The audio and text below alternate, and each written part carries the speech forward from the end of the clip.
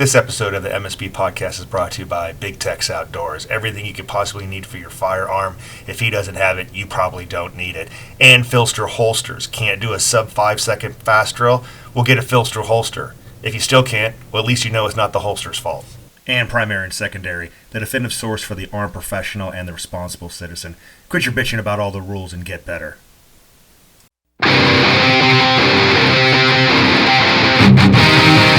Hey guys, welcome back to the MSP podcast, nicknamed the Self-Reliant podcast, nicknamed the Get Better podcast. Because guys, it's just not about shooting guns, even though we love doing that, right? It's about nutrition, combatives, PT, all that other stuff to be the complete combatant, like my buddy Brian Hill says. That being said, super stoked to have Professor Cecil Burch here. Like I said, I suck at introductions, so I'm going to go ahead and let him give his own introduction. Please, sir, do not be modest. I don't care how I do the bio. It always feels really icky to me somehow, you know. I know. That's when you'd like make the bio and it becomes a separate entity from yourself and you just repeat. Exactly. I don't even want to. I did one, I don't know, 2010, and I didn't touch it for 5 years. I just kept sending it out to all my hosts because it was just, you know. Oh, Cecil, don't you think she should have updated it? Oh, I guess I should, but it's just an awful thing.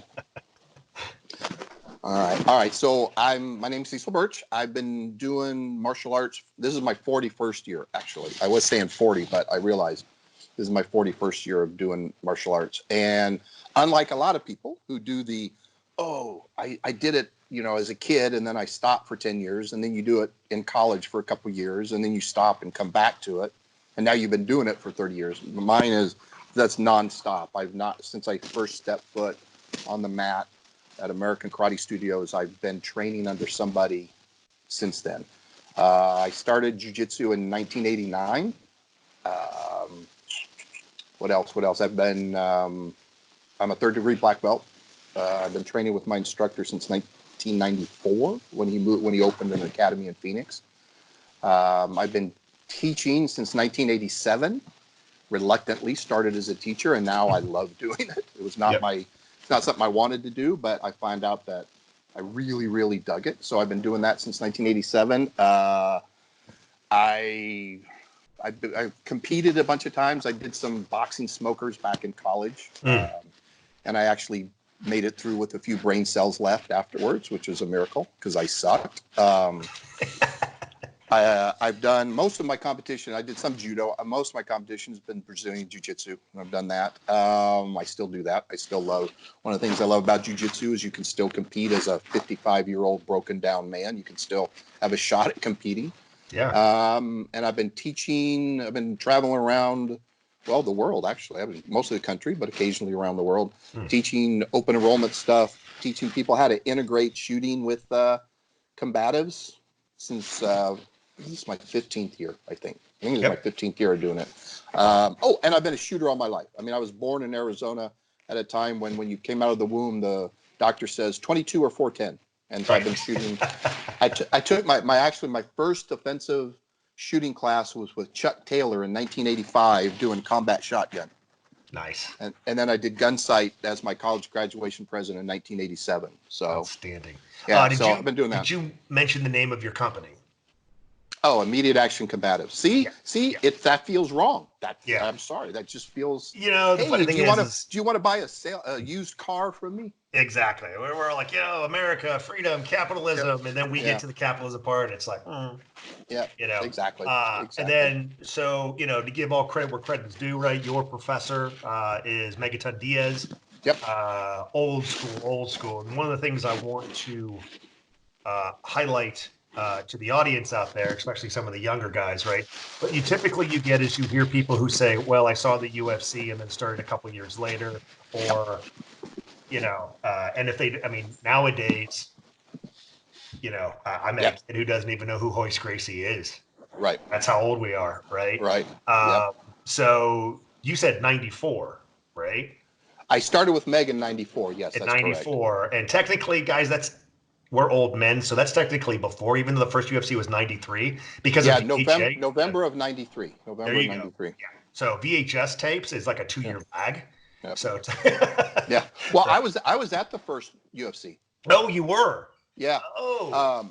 Like I said, I've been training jiu-jitsu since '89. My JKD and my Jeet Kune Do instructor at the time was the first guy to start talking about jiu-jitsu, who That's was right. I not remember you Brazilian. saying that in a different podcast. That's Yeah. right. Yeah. Vunak. So Vunak started. I mean, he misunderstood a lot, just like every new guy to jiu-jitsu. He misunderstood a lot. But in the land of the blind, the one-eyed man is king. And Sure. for those first couple of years, he was king, and he was to his credit, he was telling people, you need to do jiu-jitsu.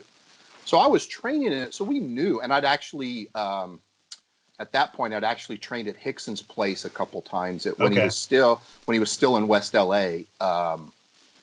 Because I stopped training with Vunak, and I said, why am I getting it secondhand? Why don't I just get it directly? And so I started training with Hickson and Limau at their place. I'd go over there like once a month, once every couple months. So I did that a handful of times. So when I had known about the UFC coming up, we kind of read about it in Black Belt and Inside Kung Fu. Yeah. And my training partner had just moved up to Denver to open up a martial arts school like 6 months before. And I said, hey, I'll go up. I can hang out with Will, can have a mini vacation, and we'll go see the first UFC. Well, at the time, what we thought was probably going to be the only UFC. Sure. Surely they were going to shut that down.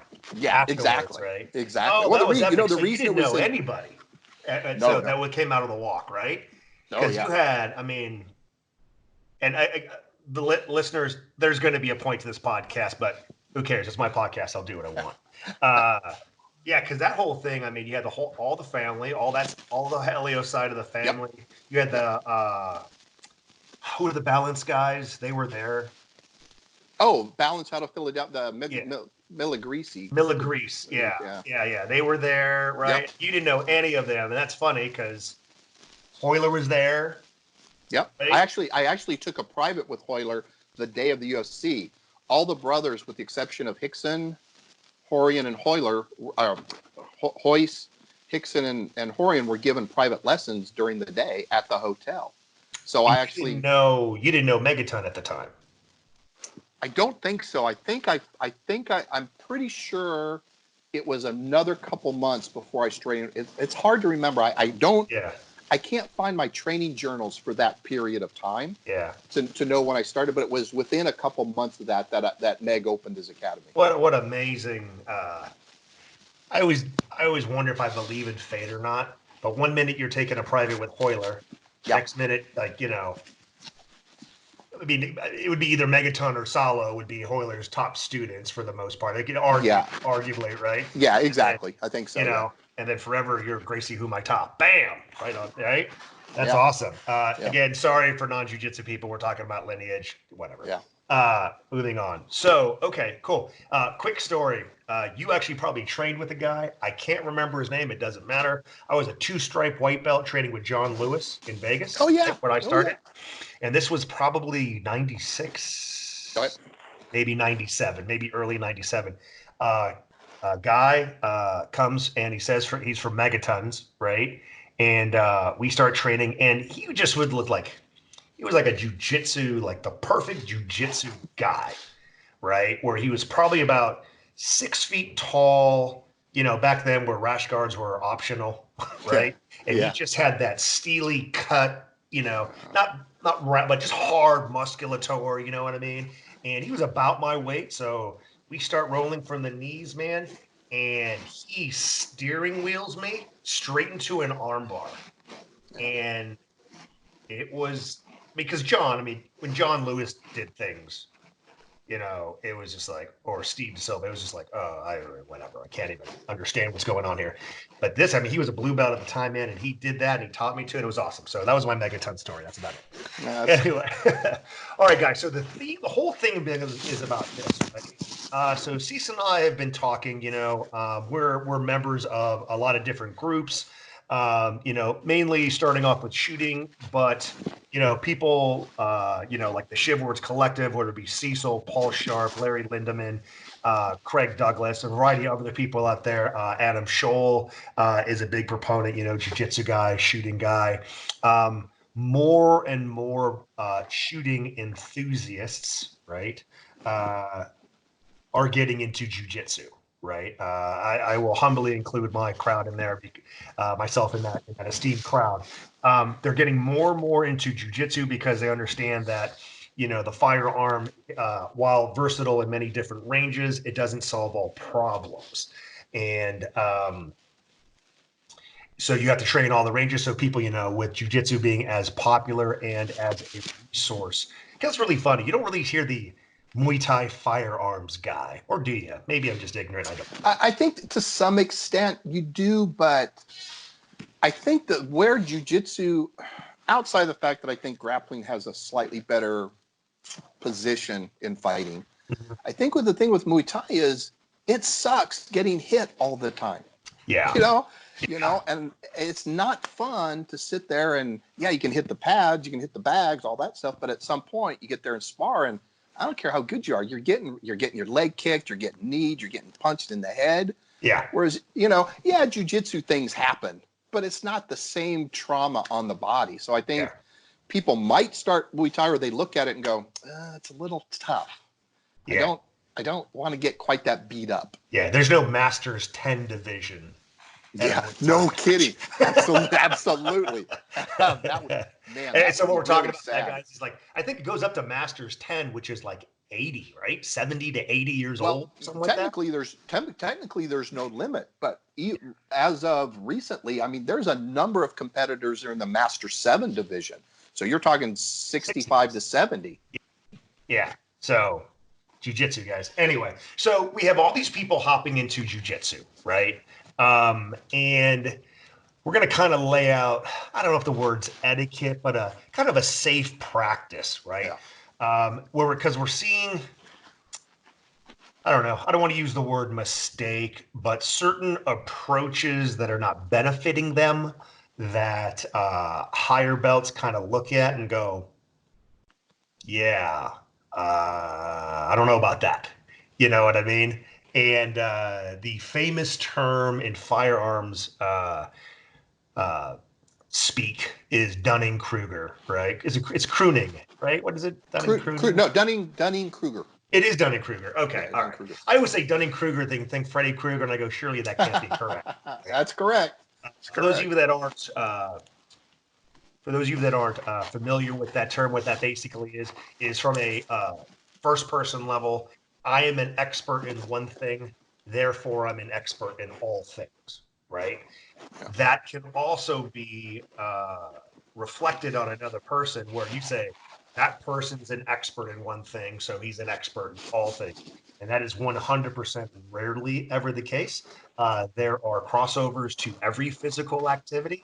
But we just want to kind of talk about that today, right? So usually at the end of my segments, right, I have a get it off your chest type thing. This whole hour is going to be like, we're going to get it off our chest. We're going to be nice. We're going to try and not be assholes, right? Because the bottom line is like, look, I've been doing jiu-jitsu for a long time, since 96, but I take long breaks, right? In between body problems, moving problems, availability problems.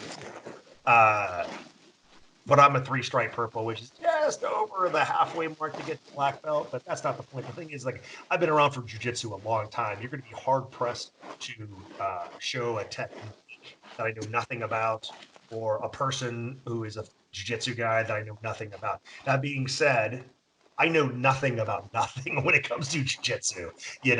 I know more than some. I know a lot less than most, right?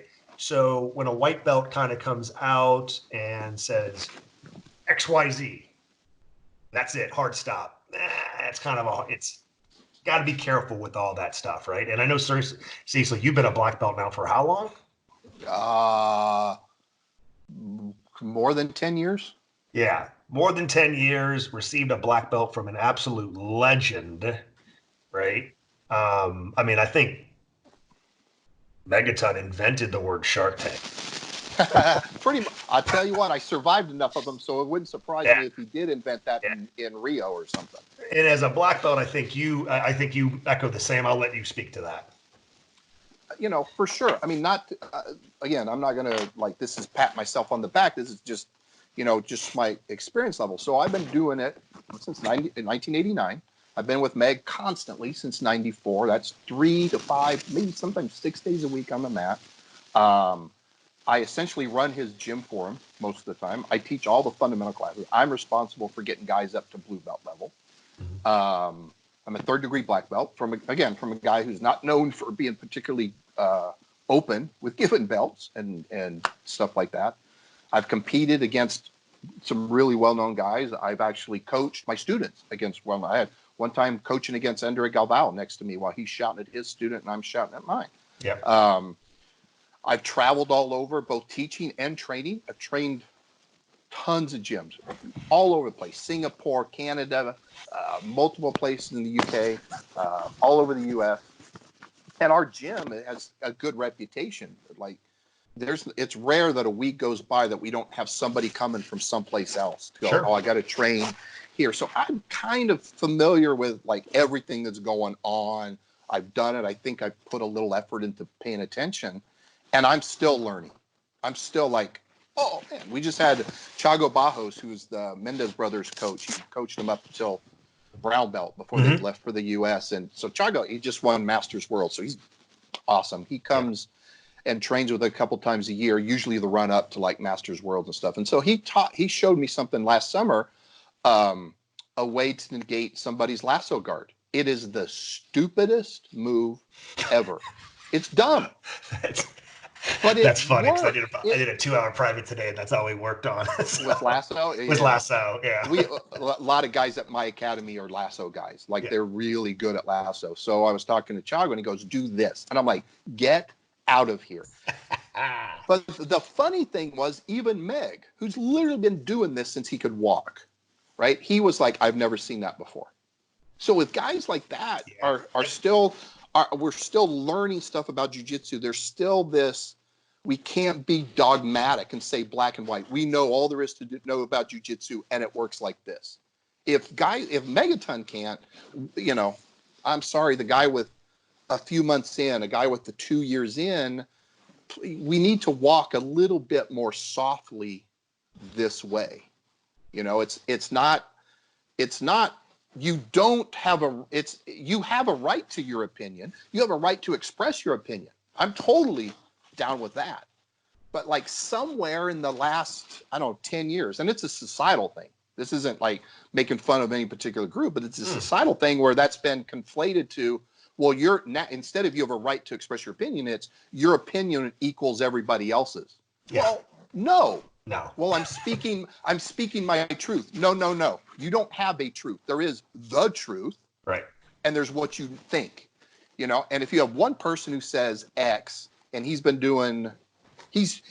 picked up a gun a month ago and he says this is how shooting is. And then you talk to a Tom Gibbons and he says this is how shooting is. Well, the weight of those two opinions are completely different. Sure. Yep. And we're not saying don't express your opinion, but maybe try not to be black and white. Try not to be definitive, And then I think the other thing, and you and I have both seen this, is then when somebody then goes to say to somebody, hey, that might not be the best way to approach this. That might not be the best way to say this. The butt hurt just starts flying. Oh my God, you're being mean to me. You've triggered me, blah, blah, blah. And that's not the point. That's not what, so it was a couple years ago. There was one of these Facebook groups, and I bet you're on it too. Something came up somehow about submissions, and some guy said, I'm trying to keep, but it's a couple years ago. I'm trying to keep close to it, but it's essentially the Americana is a low-level move that only works on white belts. And I'm like, that's really funny, because if that's not my main submission from mount and side control, it's in the top 2. Yeah. So I went on, and again, I just said, hey, what I found, it works really great for me, and I get a lot out of it. Now, I think this guy was trying to pretend he was a purple belt. I'm pretty sure he was a blue belt, which is good. He's got some knowledge. But I think, hey, if I'm a blue belt and a black belt is telling me something that's different, I should go, should I reevaluate what I'm doing? No, instead, this guy said, well, you must not be rolling with very tough people. Uh-huh. Okay. Alrighty then. Okay. Yeah. You know, So and then I kind of talked a little bit more, and he again went all butt hurt. And I'm like, I'm not lecturing you. I'm just saying that you're wrong. yeah. You don't have the depth and breadth of knowledge or experience yet to make the statements you're making. And what's going to happen, you're going to develop it later to see you were wrong. I'm just trying to help you learn that a little bit earlier. So the interesting about that is all you got to know is where they're not level is watching Hodger Gracie do it to everybody. Exactly. Yeah. That's exactly that is he is my talisman, right? Yeah. He is the one I model my game on as much as humanly possible. Yeah. I tell people, you watch him, any white belt with 6 months of jiu-jitsu knows every single move Hodger does. Yep. But Hodger taps everybody. Everybody. So that's number one. And number two, there's no absolutes. Nope. There are no absolutes. It's like, you can't do that you can't do that in a fight. You can't do deep half guard in a fight. Yep. And then that one Nova Unao guy just destroys everybody with deep half, right? Yep. You can't jump to a leg lock. Ryan Hall, Gordon Ryan, Gary Tonin, yada yada yada, right? Yep. We got to get away from absolutes. And I think the thing is about this, right? So, and again, we're not talking about anybody in particular. Don't take this the wrong way. We're just seeing things and not being critical, but just helping out people's own development, right? Yep. So I'll tell a story about myself, right? I had a friend, he's a black belt right now, I won't mention his name, but when he was a blue belt, right, there was an argument on Sherdog. Oh, whoa. Wow. Where all knowledge comes from, right? Wow, Sherdog, that's old school. Yeah. And we were talking about wrist locks. Right. And he was saying that it's cheap. I was a white belt at when I switched over, I was still a white belt, blah, blah, blah. And he's like, they're the cheapest thing. Don't do them. It'll ruin your jiu-jitsu, blah, blah, blah. Right. Then later on, when he was a brown belt, we start rolling, right? And my defense was pretty good. I understood his game. My defense was pretty good. I think I forget what the position was, right? But I had knees in. I was pretty much, T-Rexing it so he couldn't get in, right? And then he just went, trap the arm, and I'm like, whoa. Hold on, man. I thought this was the cheapest thing ever. He's like, bro, you got to adapt and grow. But I took a person who was much better than me that seemed to have more knowledge of me. And at the time that he did, right, and applied that. So never even look at wrist locks, don't care about wrist locks. They're cheating, blah, blah, blah, prison rules, right? And then he just grew and adapted and says, bro, it's going to open your life. And I still didn't do it. Now, at where I train now, wrist locks have opened up my game so much. It's the comma to connect all these different ideas that I'm having, right? So I think what I'm trying to say is this, right? You will have people that are very very knowledgeable, right? Have a lot of experience in the firearms, right? And then they'll have certain lessons and maybe small epiphanies early on in their jiu-jitsu career, and they speak to that with the same authority. Right? You can't get the Kimura from this position. Right? And I'm like, dude, I can get the Kimura laying down in a T position behind your back upside down. We have to be careful of that stuff because there are people that are going to apply your expertise in firearms and apply it to jiu-jitsu as well. You're going to be limited your and their development. That's pretty much what we've been talking about, right? That's a fair assessment. Right? Oh, absolutely. Well, and so you're 3-stripe purple, right? Yeah. Okay. So pretty close to getting your brown. So, and you've been doing it a long time. So you totally get this analogy within about half a second. So you start doing jiu-jitsu. That first month of jiu-jitsu, it's overwhelming. You don't know anything. Your head's melting. Oh my God, I can't get this. Mm-hmm. You keep training. You go a little bit. You start to pick up bits and pieces. You 6 months, 9 months, a year in, and you're like, okay, I'm starting to see a few things. Maybe every now and then I can pull off a sweep or I see it. Okay, cool. I'm getting jiu-jitsu. You keep training. You go maybe another year. Maybe you get your blue belt. And now you go, oh, okay, I'm getting it now. I see jiu-jitsu. What I knew is that white belt, man, I was wrong. I missed so much, but now I got it. All right, cool. So you roll, you keep going, you keep training. Maybe 3 years later, you get to purple belt, right? Which is legitimately that first step to really where you're starting to grasp jiu-jitsu, right? You get your purple belt and you go, okay, all right, now I'm getting it. All that stuff I knew as a blue, I was stupid. I didn't know it. But now I get it. Right? But you keep going. You keep going. You get that third stripe on your purple belt. You get the fourth stripe. You get the brown. And what's going to happen? You're going to say this, oh, man, as that purple belt, I missed so much stuff. But I get it. And guess what? That you keep saying that over and over. Getting the black belt is awful. Trust me on this. Because when you get the black belt, you go, oh my God, I don't really know anything and I've got to live up to this standard. So now you really get serious about your training and you finally start to maybe pick up stuff. But even then, you're still learning these things. You're still seeing new things all the time. You're going, oh man, I never saw that before. I mean, leg locks, right? Mm-hmm. You know, old school, you didn't do leg locks, right? It was cheap. Plus, usually they were taking it from like the Japanese guys or the Sambo guys, and it didn't fit into jiu-jitsu. Right. You were like crowbarring, and it didn't work. Well, now you got the Danaher death squad, and they've actually made it fit into a jiu-jitsu matrix. And so now everyone's going, oh yeah, jiu-jitsu, leg locks are part of jiu-jitsu. Well, duh.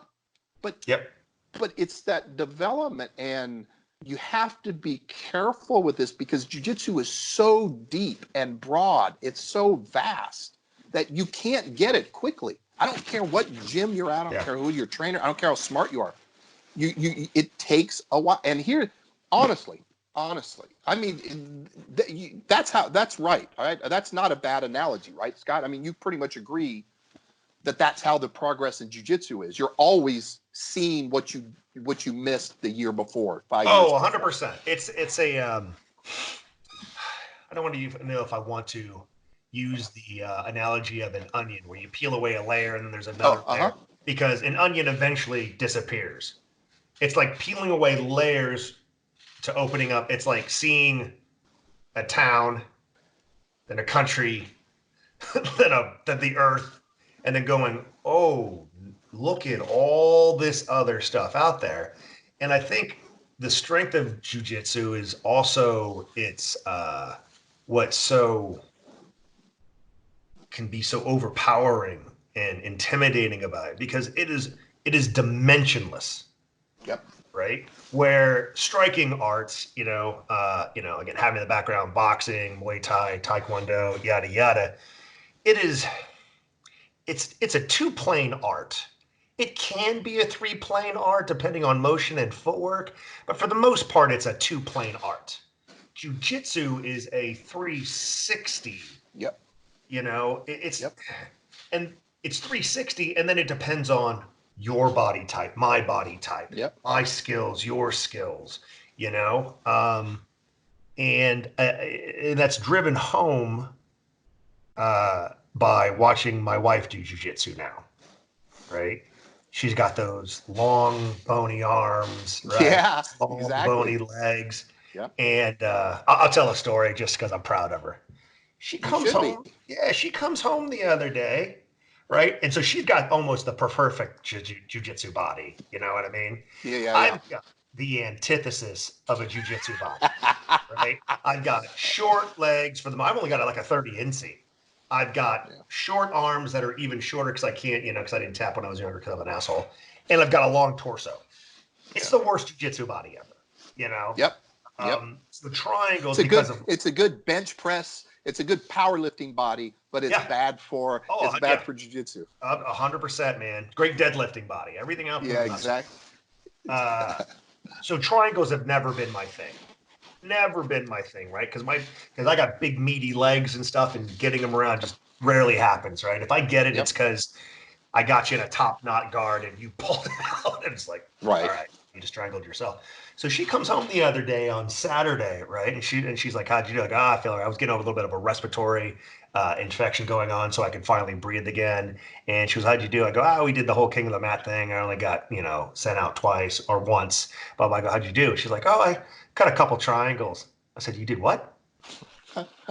like, I cut a couple triangles. I go, are you sure?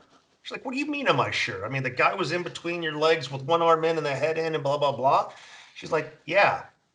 And I'm like, are you sure? Right.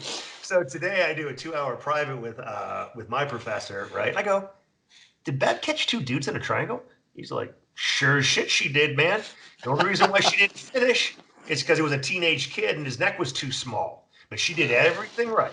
Maybe she could have like shoulder walked out or bend a little bit, but dude, she snatches that thing. I'm like, oh shit. Right? So she's on another dimension that I've never pursued because of my body type. Yeah. Right. So at the point where I know if the word is dimensionless, right? It has so many different dimensions and games and focuses and stuff like that. They come in a year, 2 years, hell, even 3, hell, 20, 40, to come in with an absolute, you cannot do this. That's dangerous because you're limiting yourself, you're limiting people that are listening to you. Absolutely. And and that's actually perfect. And what's going to happen with Beverly, she's going to be good at triangles, and then there's going to come a point where she's not good at triangles. Mm-hmm. Right? Because her partners develop and the game goes, and then she's going to keep training, and then she's going to start hitting triangles again. Well, she didn't change, but what changed? Well, everything around it, including the other person.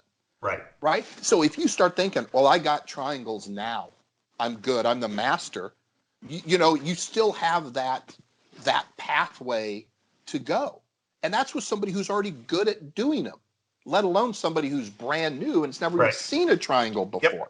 Yep. And I think that's what it's hard to think about that kind of stuff, because I think part of it is coming from the gun community, and this is not a slag on that. This is not an insult on it at all. It's each thing has its training methodologies, its own paradigm. Sure. So the way you get good at shooting is a certain way. Well, the way you get good at jiu-jitsu is another way. And there's overlap for sure, but there's some differences. And the problem is, so shooting, there's a lot to shooting. This is not to diminish shooting at all in any way, but it's not as deep or as broad or as vast as jiu-jitsu. You take somebody brand new, never shot a handgun before. I think you were the one I thought wrote this. You take somebody who's never shot before, put them private lessons with the GM GM 2 to 3 days a week. In 2 years they're going to be badass shooters, and they're 6 months 6 months they will be. And they're going to understand, and here's the important thing, they're going to understand 99% of everything about shooting a handgun. There's not suddenly going to be something that somebody introduces that goes, oh my God, I've never thought about that before, that totally transforms them. Whereas in jiu-jitsu, I'm a perfect example. All this 30 years of jiu-jitsu, and I still learned something, how to defeat the lasso guard. Get out of here. Just little things like that. And I think, and so what happens so shooting, you have that where, you let's say you take a couple classes, you maybe do a couple matches, you do some dry fire. In a year or two, you're going to be, you'll have a good understanding of the game. You're going to understand, hey, you still get better for sure, but you're going to have a pretty good handle. A year of jiu-jitsu, 2 years of jiu-jitsu, you don't know anything. You're not even scratching the surface yet. So you have to understand, just because you're good, you learn this really quick, doesn't mean it translates as well. And that's something to focus on. And I think that's the other problem too, because this is the other part that we talked about is, it's good to be excited to say, hey, in training today, I tapped out a couple guys, or, I swept a couple guys. Because in shooting, that's not a big deal, right? Because in shooting, hey, I took a Tom Gibbons class and I got top shot in the casino drill, or, I met X standards at a Gabe White or a Scott Jedlinski class, right? But that's not because that's not against somebody else. Sure. Yeah. You know, okay, yeah, you shot higher than the other guys in class, but you're not shooting against them. You're shooting against that metric, that black and white metric. So if you say, hey, I did really well, that's not really insulting the other guys on the line with you. Right. But if you do that in jiu-jitsu, you're basically you're kind of telling everybody, I was better than him. I kicked his ass. Right. You know, and I'm sorry, forget everything else. That's just vulgar. You know, it's just low class to talk that way. It is. It's 100%. It's 100%. So there was, I forget what group it was in, right? I get tagged and stuff, and then if it's worth my time, I do a hit and run, basically. And I got tagged in something because I had helped somebody with somebody else, right? So there was a thing, and it's the old jiu-jitsu parable, right? Two guys rolling, one taps the other. Professor goes to the guy who did the submission. What'd you do? And he goes, I had no clue. I just run around, grabbed his neck. He's like, okay, you lost. Goes to the guy who lost. What happened? I let him pass my knee. I didn't get my frame in there. I didn't trip at the correct time. I know what to do now. That won't happen again. You won, right? Exactly. You won. And you don't know what the other guy is doing, right? We've all said this as white belts. Why do I do so much better in the role against higher belts than I do with my fellow white belts? Exactly. Right? Exactly. Here's why. Because you white belts are going shit ass crazy and nobody wants to lose, where the upper belts are trying to work on a skill and help you develop their skill while still getting some feedback on what they're doing. So you don't know what the other guy was doing, right? For example, if the professor is showing you a technique, right? And that you just learned it and your partner just learned the technique. That guy does the appropriate thing and actually tries the technique in the roll, and you go shit ass crazy, do a Hondo roll to his neck. Yeah, you tapped him, but he's learning jiu-jitsu and you're not. And I say that because I was the guy doing the Hondo roll, and before until I finally got it. Dude, so I'll tell this quick story because this is how I stopped doing that. Mm-hmm. This is when I went to Brazil. So I'm training at Humaitá. Mm-hmm. This is my first night there. So I'm a blue belt. I'm a crappy, awful, horrible blue belt. I'm staying real quiet. Meg was in there's two mat rooms at Humaitá, and Meg was with Hoyler and the other one with some other guys. And so I'm in the open mat area, and I'm just being real quiet, not doing anything, and finally start rolling. A couple guys asked me to roll. And I've taken a break, and I look in the corner, and there's like 4 black belts working a move from another black belt. And what I found later was the 5th black belt was from another school. He had come by to train with them, and he was doing something different. So the other ones were asking him, hey, what are you doing? And he was showing them the moves. So I ended up rolling with one of those black belts, right? And I passed his guard. Why did I pass his guard? Because he was 100% focused on trying this brand new move that he just learned. He didn't care about beating that dumb American blue belt. He didn't care about tapping this guy. He was trying to learn and work that new move. Yep. Did I pass his guard? Well, yeah, but did I? No, I didn't. Yeah. If he played his A game and I played my A game, I'm dead in 30 seconds. Yep. But because he was focused on doing this. Or you take 2 guys, right? 2 white belts. They're learning a brand new move. Let's say it's a triangle. But one is Beverly and one is you.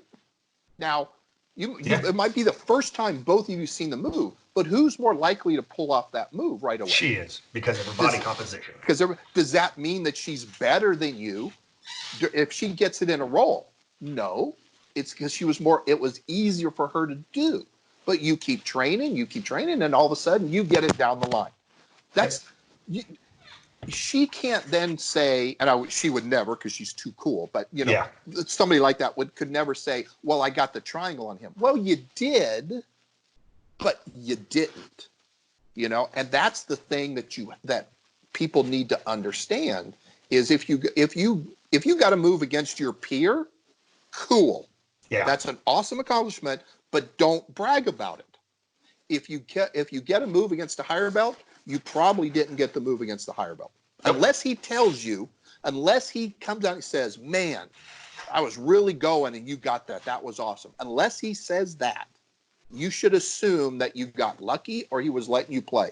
I do that all the time. Dude, all the time. Yep. As a black belt, if I go, I'm a 205-pound black belt. If I go against a white belt or a blue belt and I play my A game, what do they get out of that? What do they get out of that role? Zero. What do I get out of that role? Zero.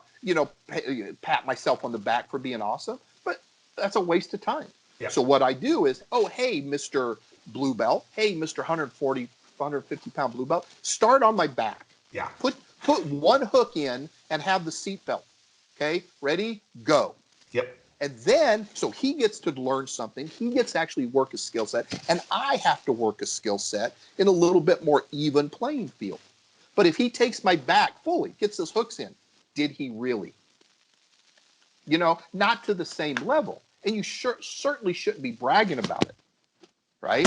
Yep. But here's, and this is my biggest problem. So not only is it just kind of vulgar to do that kind of stuff, to brag about it, because training's training, right? Mm-hmm. I tell my guys this all the time. I see you fail when we're doing this, especially doing stuff like positional sparring, right? If we're working sweep versus pass, I better see you fail, because if you're not failing, that means you're not really trying your new stuff.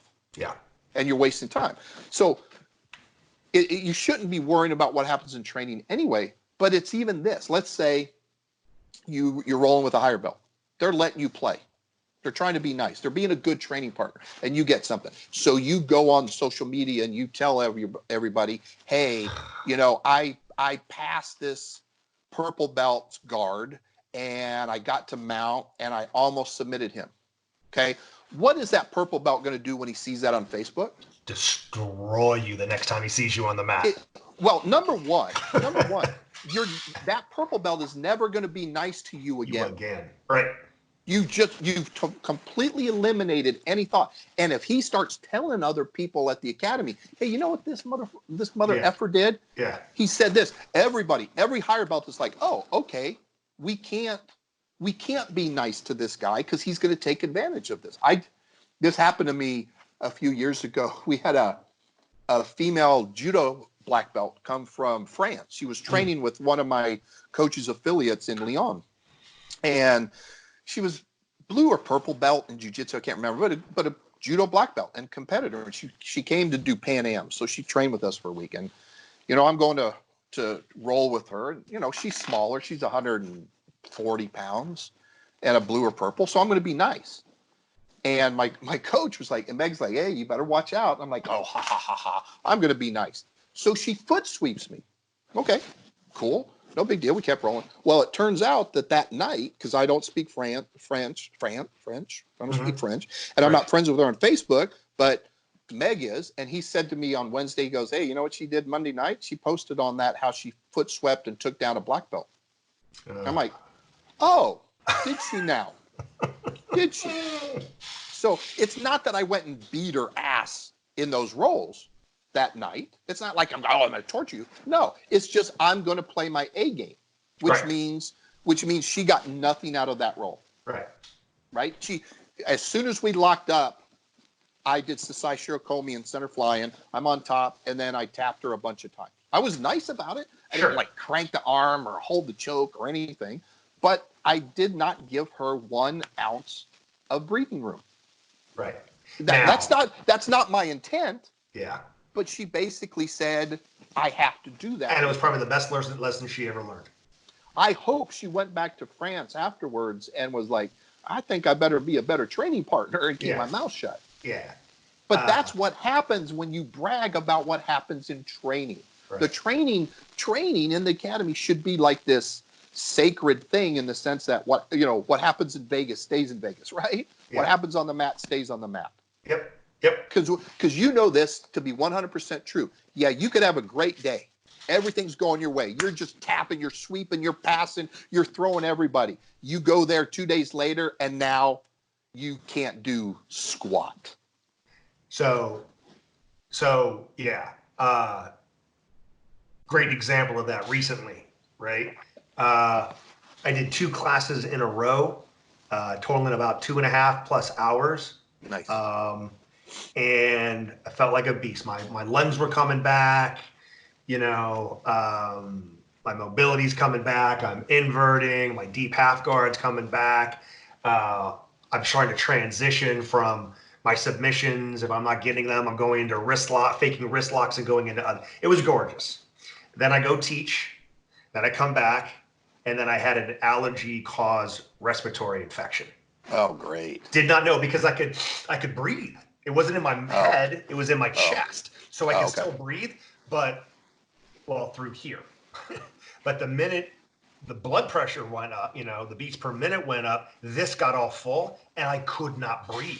It was like, my buddy, you know who John Awano is, right? Yeah. Yeah. His nephew trains with me, Matt Awano, right? Matt is small. Good dude, small, right? He's 5'8", 150, 160, right? Which is basically what I eat for lunch, right? Yeah. So, yeah, man, we're rolling. He passes, not even with head pressure. He starts a pass, puts the shoulder in, and I'm like, stop. Like, I can't, So even that could completely change. And sometimes you're just off. That was the extreme, right? Yep. Respiratory infection's gone. Boom. I'm rolling for 2 hours. You know what I mean? Yep, exactly. So how do lower belts express their opinion without putting their foot in their mouth in your estimation? I think the way to say it is the opposite of being dogmatic is saying it from a very personal perspective. Hey, based on my experience and where I'm at, this is what I found to be working or not to be working. I think this. Mm-hmm. That's 100% different than that doesn't work. That is a bad move. Yeah. That's completely different.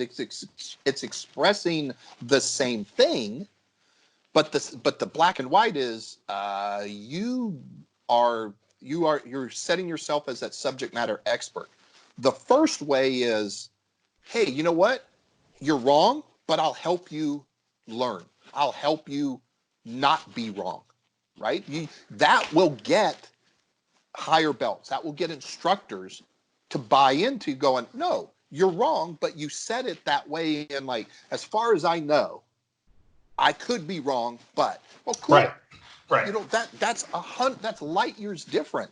And speaking as an instructor, and I know you will feel this way too, because I've seen the feedback from your students. When a student expresses that kind of thing, where he's not fighting you, he's saying, hey, this is where I'm at. This is what I'm finding.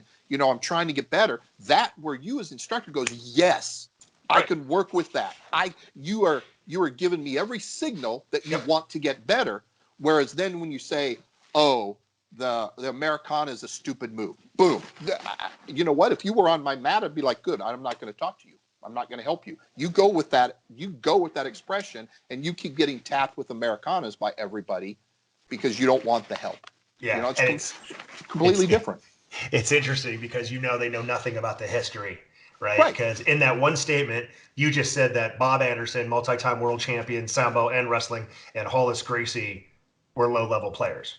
Yep, exactly. That is probably the dumbest statement on the history of mankind. And even worse, everybody after that Hollis showed it to, including Hickson and all those guys, are like, oh my God, this is a move that we need to add into our arsenal now. Yeah. All those guys are stupid, and they only cared about teaching it as a white belt move. Are you kidding me? Yeah. It just doesn't. That makes no sense that there's any move it makes no sense that there's anything that exists in jiu-jitsu that only works for white belts. Why would I teach that as an instructor? Why would I waste any time in a fundamental class teaching a move that will only help you for 6 months? Because then I'm going to have to teach you something else. No, here's what I'm going to do. I'm going to teach you the best thing from the get-go. Here's a double underhook pass. Here's a Kimura. Here is a guillotine, right? That's the same one that you're going to use on and on. And if you're Roger Gracie, you're going to use it when you're a whatever multi-degree black belt when he, multiple 800 world yeah, championships. Yeah. Yeah. I mean, to be honest with you, any position, hold, submission that were properly set and done can rip a limb off. By definition, is Yeah. not low level. No. It's not no level. Right. Just because you can't control the position long enough to do the move does not mean that it's the move's fault. Yeah. That's your fault. That's your fault. And I'll tell you, man, when I let the lower belts play, right? Like, when we do positional stuff and they start to mount and stuff, I'll let them pretty much get close to anything except an Americana. Because with my shoulders being screwed up, the minute that elbow comes up, I'm done. The minute they try and get underneath because of my shoulders, like, you will never get an Americana on me. Yep. Right. So I will roll to them my back. I'll give you double hooks. I'll give you anything, but you are not getting an Americana on me because my shoulders are bad. So there's no way that could be low level. I mean, exactly right. No, you can't be that close to a brown belt at a top gym and slide by on your looks and jokes, Scott. That doesn't work that way. This is true. I try.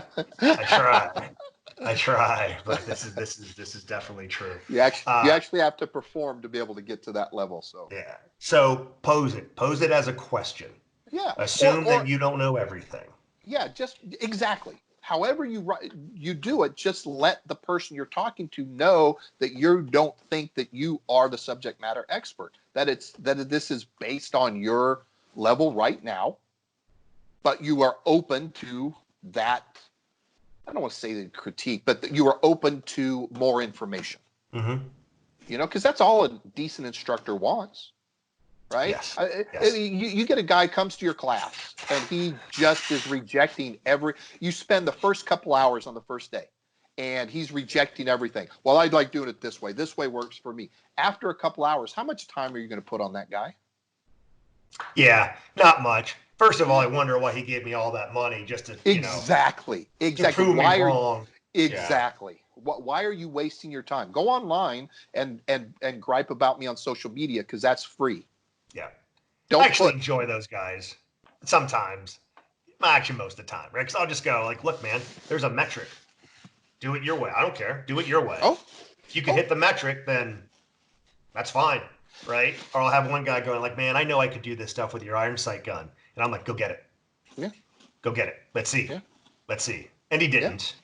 Yeah. Right? And he didn't. But it had nothing to do with his sights. It had to do with his mechanics. Right. You know what I mean? So. Right. Of course. You and I both know that it's always what's the cliche? It's the Indian, not the arrow. Not the arrow. It's always that way in all this stuff. Yeah. If you're at a high level, can you pick up some move off YouTube, some cool sweep off for jiu-jitsu off YouTube? Probably. And it might help your game. Will going to a better trigger on your Glock help your game if you're a high level shooter? Probably. Sure. But if you're mediocre, my coach says all the time, hey, in 5 days I could teach anybody with no knowledge of jiu-jitsu. In 5 days I can give them every single bit of technique and knowledge I have in jiu-jitsu. They're not going to be a black belt. No. No. You can have the best gun on the planet, but if you snatch the trigger, if you don't understand sight alignment, if your grip sucks, if your stance is rotten, you ain't doing diddly squat. Yep. And that's not to say kit doesn't matter. Kit can cause problems, right? Oh, no. I'm not saying that. Yeah. I'm just saying that we have to figure out at what point when the gear actually can help versus now you're depending on that to suddenly make you better. Yeah. So the analogy from jiu-jitsu to shooting would be like you walk into your first day of jiu-jitsu and you have an oversized judo gi, right? Yeah. You're going to get grabbed and swept and everything, right? On the other hand, if you come in with a gi as short as, say, Jacare's, right? You're going to be much more mobile, but that's against the rules now. You know what I mean? So you got to find that happy balance. I think the thing to firearms is that they're, finding the right kit is not going to make you better, but it also won't cause obstacles, right? If Right. Exactly. Absolutely. 30-pound dirty trigger, gritty trigger, there's only so much you can do with that, right? Right. But Right. there's a point that you've got to say to yourself, man, this gold barrel is not gonna make me better. This trigger that's so flat now it's convex, probably not gonna make me better. Exactly. And Exactly. I gotta put in the time. So let's give some people some hope. In your estimation, right? Um, when so you have two crescendos, right? You have the colored belts, right? And then you have the black belt, right? Oh, The yeah. black belt crescendo aside, right? Or the bell curve, I should say, right? Because there's black belts and then there's black belts. Yeah. Absolutely. And that curve is much bigger. It's like the one thing I've always said to myself, man, is that I'm enjoying my time as a colored belt. Lord knows I've been a 3-stripe purple for 5 years now, but that's not continuously training and stuff. This firearms thing has kind of really taken off, right? So, but within the color belt crescendo, right? When do you think a person should start getting it, whatever nebulous term it is? I always use purple belt as that real marker. Okay. I think when you're close, 3-4 stripe blue belt here's the thing, at a really good gym, right? Because you know what I mean? I know what you mean. You're at a gym where there's maybe one black belt instructor and there's a handful of purples and a couple browns and there's like 20 people tops. Yeah. Versus an academy where you've got 5 or 6 black belts, 5 or 6 purples, 5 or 6 browns, and like 20 people on the mat with you. Right. It's slightly different. But if you're in that, if you get that variety and that level of input, 3-4 stripe blue belt, definitely by purple belt, you've started to. I say you get the purple from a legit instructor at a legitimate academy. You have that basic grasp of the scope of jiu-jitsu. You have a pretty good grasp of knowing what you should be doing most of the time. Mm-hmm. You still got a ways to learn, but you've got that's that step on the ladder. I think that's the really main step on that rung of the ladder where you're getting it. Before, it's not to say that you don't learn a lot before then. Because I think we're going on a talking about really getting it, right? That grasping it. But you put in a year of jiu-jitsu, a good time, and you got a year in, and you end up having to use it in the street, you're gonna kill that person. Yeah. You can swear on the podcast, Cecil. It's fine. Well, yeah. Nobody's making money on this. So. Okay, well, I have a potty mouth, so I try to refrain from saying it, but you'll fucking kick the shit out of that guy. Yep. But you still have a lot to learn. So that's what I love about jiu-jitsu is it doesn't take very long to get a good, functional, usable, working skill set that you can then apply for real. But then there's that little bit more. And I think it's pretty analogous to a gun too, right? You can get some basic training in. Maybe you do a 1-day defensive handgunning class with a local guy. You put a little dry fire, and you're going to be okay. Mm-hmm. You probably can get the gun out in a decent period if you have to use it. So you are much better prepared for defense. But you still have that, hey, you know what? I better train with somebody else. I better shoot a lot more. I think there's it's a fairly similar path overall. Yeah. I just think jiu-jitsu, there's just more of it, which is the problem. Yeah. I heard an analogy a while ago, 7-8 years ago. Roy Dean, he's on YouTube, all over the place on YouTube. He's an Oregon guy. Uh-huh. So he put together this little video, man, and he compares the levels of belts to languages, right? Learning a language. When you're a white belt, you're spitting words that you don't even really know what they mean, right? When you get to a blue belt, you're starting to put together sentences. They're sporadic, they're staccatic, but they're sentences, right? When you get to purple, you start writing paragraphs, right? Brown, and I'm paraphrasing because it's a long time I heard about it. When you get to brown, you're in your short story, right? When you get to black belt, you're starting to write your novel, you know? Yeah, that's And actually, that's really good. That's really yeah, good. I like that. and looking at that, my game was my game before. It was what it was. But if you didn't fall prey to my game, I switched to plan B, which had nothing, which sort of had to do with plan A, but was a different road. Now, what I'm starting to see, getting back to training as much as I possibly can, and with the way my professor trains, I'm starting to chain stuff, right? Like, I had a pretty good grasp at purple belt that the arm bar is the omoplata, is the triangle, is the arm bar, is the omoplata, is the triangle, right? Whether or not I did it in practice, the arm bar is the omoplata for me because triangles suck. Anyway, Yeah. but now what I'm seeing, instead of going from pass, side control, north, south, that doesn't work, completely start over, do all this stuff. Now it's starting to flow, right? Where it's the pass, side, north, underhook, Kimura, arm bar, flow to the other side, maybe and it's just starting to flow for me a bit better.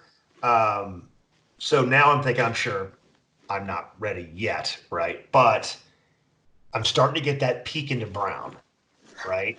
Yeah. And then and then I'm also going, holy shit, how am I not dead? Yeah. From all the previous years of rolling. Yeah. You know what I mean? Yep. And it's beautiful. It's a beautiful discovery. Those epiphanies, right? Where if you have one or two epiphanies with your draw, or you go to a good coach, yada yada. Like I say this, I can make anybody IG famous in an hour with their draw. It's all technique, you know. If you have 2 or 3 epiphanies in jiu-jitsu, awesome.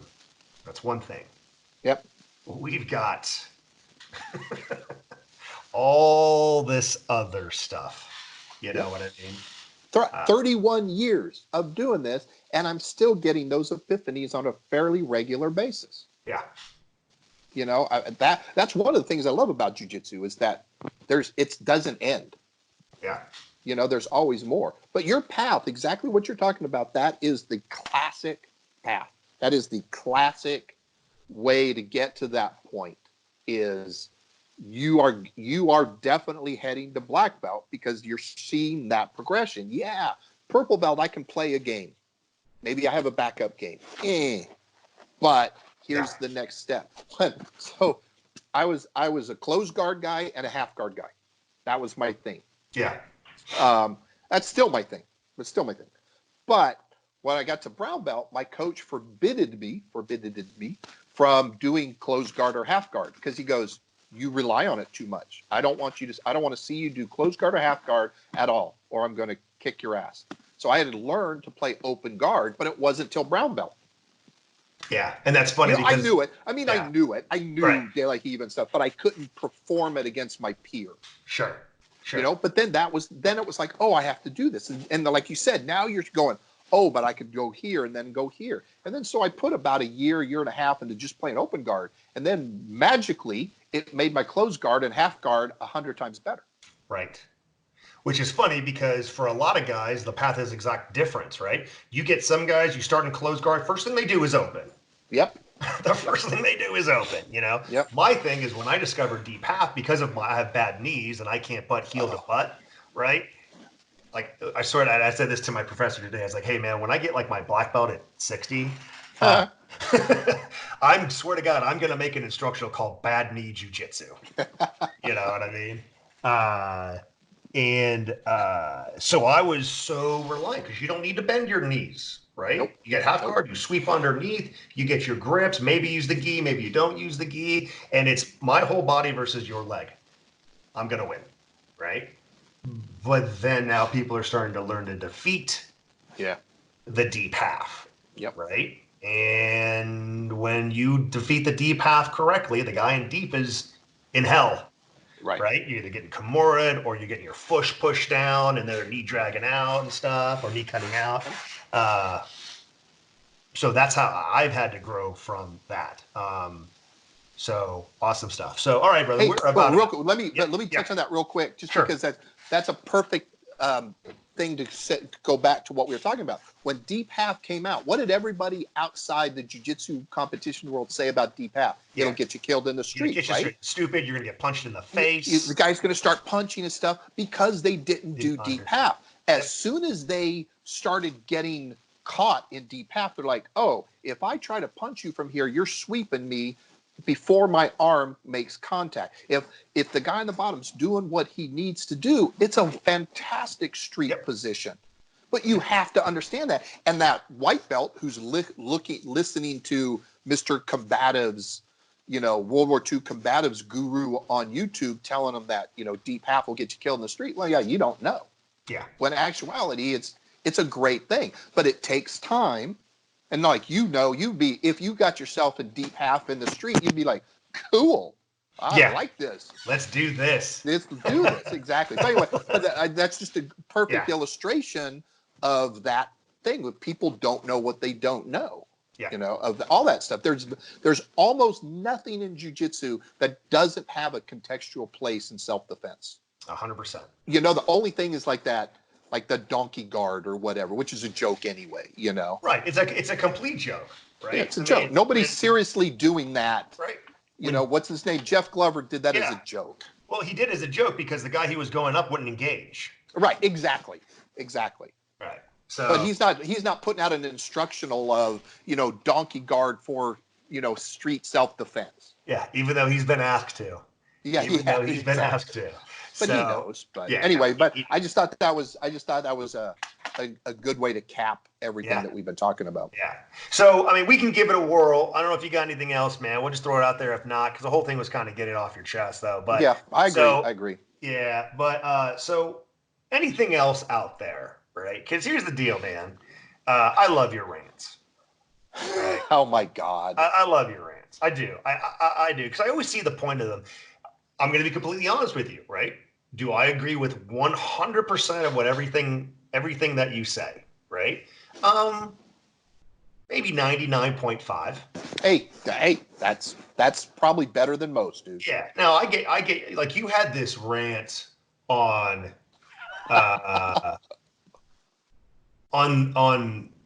big guns are the only way. People saying big guns are the only way. It's like, hey, jackass, I wear a shirt and tie, right? Now, here's my thing. Kind of joking, half not joking, right? I always used to say more gun, more better. If you can. If you can. Absolutely. Right? But, people ask me all the time, like, when I was in the mortgage industry and I had to wear a suit, would I carry it?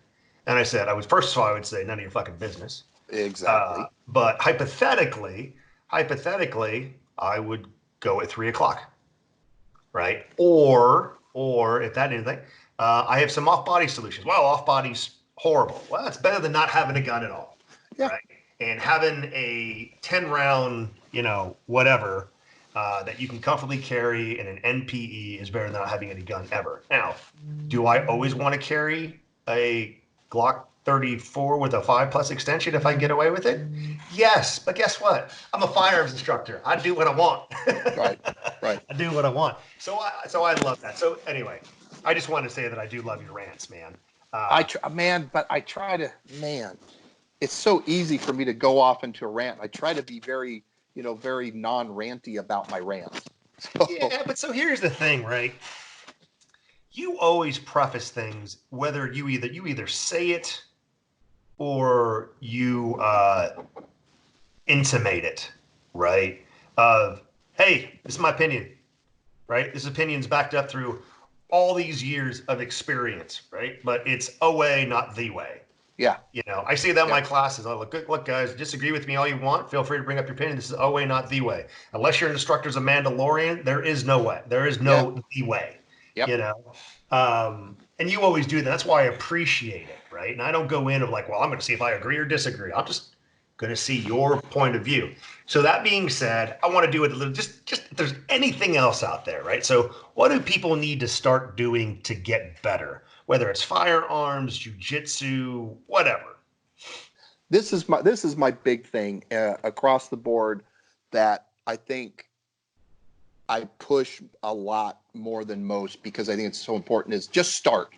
I don't give a crap what you're going to do. I don't care if you want to focus on handguns first. I don't care if you want to focus on jiu-jitsu first. I don't care if you want to go deep into the medical side. I don't care if you're going to pursue powerlifting. I don't care. Just start doing something to make yourself better, safer, more capable. Every one of us that is better, safer, more capable, that makes us all, society as a whole, a harder target for the bad guys. And that is a bonus, a positive thing no matter what. So instead of worrying about, well, how should I do this? Should I start with jiu-jitsu? Should I do jiu-jitsu a couple days a week and do a boxing class? Should I start with kettlebells or barbell? I don't care. Just tomorrow, start something. Go start doing 10 burpees a day, right? You don't need any gear. You don't need any instruction, and you're making yourself better. I don't care. Just stop worrying. Stop spending time online going, well, I wish I had the time for this. I wish I had the money for this. Figure out what you can do right now and start doing it. And don't quit. Just keep going. Even when things are really, really tough, just don't quit. That's this, man, that is the single start and don't quit. That's it. Just do that. And you're my buddy for life.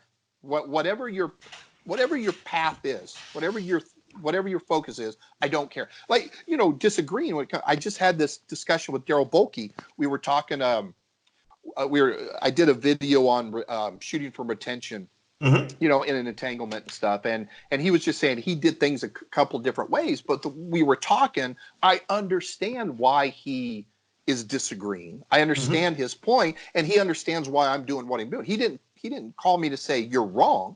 He said, well, this is how I do it. I'm like, oh, that's interesting. Blah, blah, blah, blah, blah. That's all I care about. If you whatever you do, have your reasons for it. Yeah. And you don't have to walk in lockstep with me. Just if you're doing the work, you're honest to the problem, and you're on that path, then cool, right? We can have our little, sit over, drinking coffee, and we can go, I would really like to do this. I think you should carry that. Oh, cool. But at the end of the day, we're still training partners. We're still buddies. We're still peers. We're still, getting each other's input on how we should do stuff. That's it.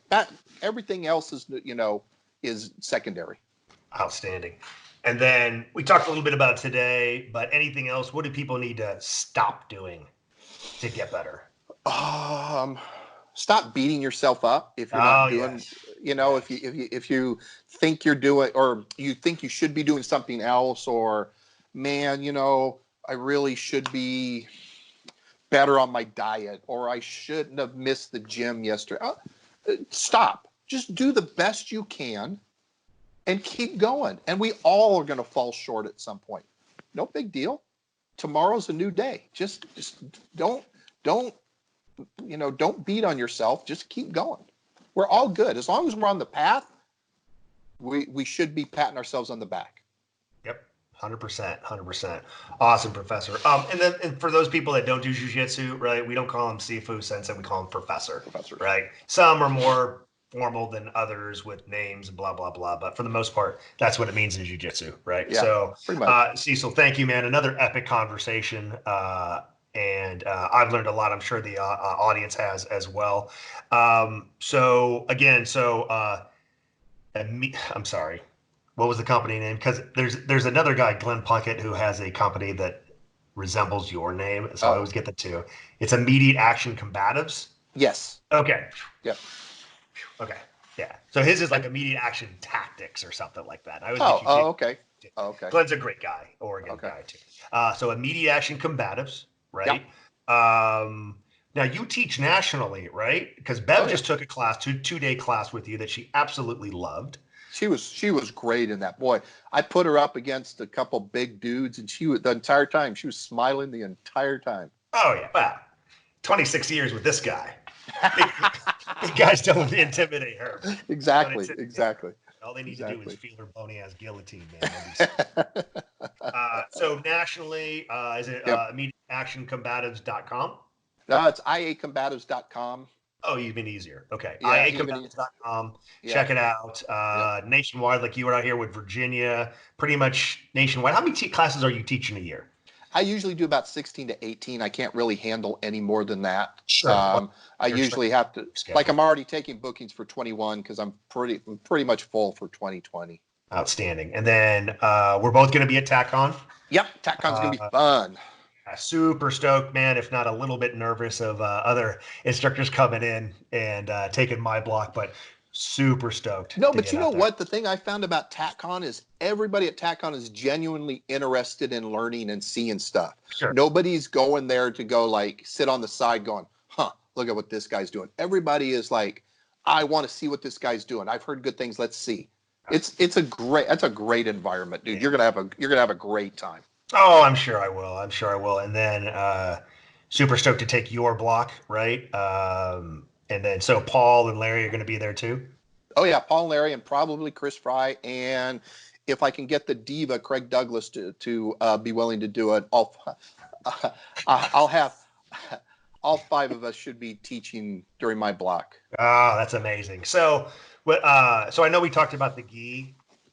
Bring the gi, don't bring the gi. What do you think? Yeah. I mean, if you have a gi, if you already do jiu-jitsu, bring the gi, because essentially what I'm teaching is I'm teaching a jiu-jitsu class. Sure. Okay. I'm gonna talk about it. I'm gonna say, here's why we do these things and here's the things to look for. But it's gonna be a jiu-jitsu class. But if you don't want to bring the gi, if you just don't feel like it, just bring whatever. If you just want to come and watch because you're just curious, but you're not ready to jump in, that's cool too. I'm cool. It's going to be a good time. Looking super forward to that, my friend. So, all right, guys. Well, thanks for tuning in again. Do me a favor. I do this because I want to ask awesome people awesome questions. But if you dig it, support the cause, subscribe, leave comments in there. I might read them. That's kind of dangerous, though, sometimes, right? If you want to train with me, go to modernsamuraiproject.com. New website should be up, which is much more user-friendly and colorful and awesome pictures that my wife Beverly handpicked. Nice. And if there's not a class that I'm teaching near you, it's because you are not looking hard enough. I got 60 classes this year. Get on with it. Get on with it. And if you do train in Jiu-Jitsu, drop me a note. Because I'm trying to train 3-4 times a week, and while I'm traveling, I'm gonna stop in and do some things out there. When I'm in Phoenix, I'm hoping to go train with Flavio down at Gracie Baja, sure. and stop in at Megatons if that's okay. Absolutely, dude. More than welcome. I'm bringing AJ Zito with me, man. It's his first time. Nice. Hey, the more people we get into this, one of us. The more we do it, the better. Yep. And again, truly, guys, like I said to a guy today, first time in, this kid's a beast, man. He's 280 pounds, firefighter, 26 years old, right? Ugh. Oh, dude. And he can move. That was the scary part. He could move. Yeah. So he in there, and we're talking about back attacks and stuff like that from not back attacks, but turtle attacks and stuff, right? And I go, first time in jiu-jitsu, because they paired me up with them. He's like, yeah. I go, welcome to Asgard. Right? And I know when people say that, the non-jiu-jitsu people are like, whatever. Yeah, no, we laugh at mortals. Yeah. We laugh at mortals. Because we pretty much back it up, so it's not just bragging. Yep, 100%. So again, guys, if you want to come train with me, and I would be deeply honored if you would do so. As always, though, be good, stay safe, get training.